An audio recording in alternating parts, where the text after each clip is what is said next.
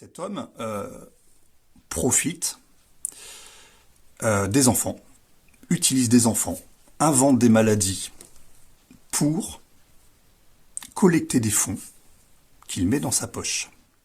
Vous avez reconnu notre ami Romuald, à qui Dvoretsky a volé plus de 12 000 euros, dont plus de 6 000 euros qu'il avait donnés pour des enfants du village et les mères des soldats. Dans ses récentes vidéos, la racaille Nicolas Dvoretsky demande de l'argent pour acheter une caméra vidéo, un micro ou n'importe quoi. Bien sûr, il ne peut plus demander pour les enfants. Tout le monde a maintenant compris que cette pourriture est un voleur. Il a ouvert un compte sur Tipeee, puisque le service Boosty qu'il utilisait auparavant l'a fichu dehors après avoir reçu copie des plaintes à la gendarmerie française de notre ami Romuald qui s'est fait voler près de 12 000 euros.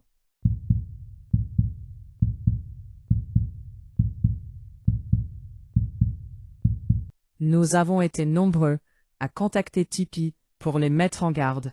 Nous leur avons envoyé également les copies de plaintes en France et en Russie, et Tipeee a décidé d'informer du danger de cet individu en affichant un avertissement sur la page de l'escroc Dvoretsky.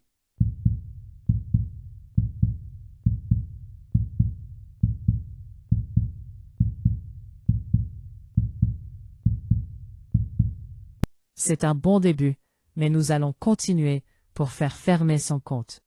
Dans ses vidéos sur YouTube, Dvoretsky annonce régulièrement qu'il a reçu des dons et remercie les donateurs.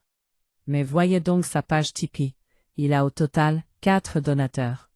4 pauvres crétins ne connaissant pas la vérité. Mais 4 donateurs seulement, c'est une excellente chose, mais c'est encore trop. Nous avons un accès à de nombreuses informations, nous ne pouvons pas trop en dire, et savons que cette pourriture a reçu environ 600 euros fin avril.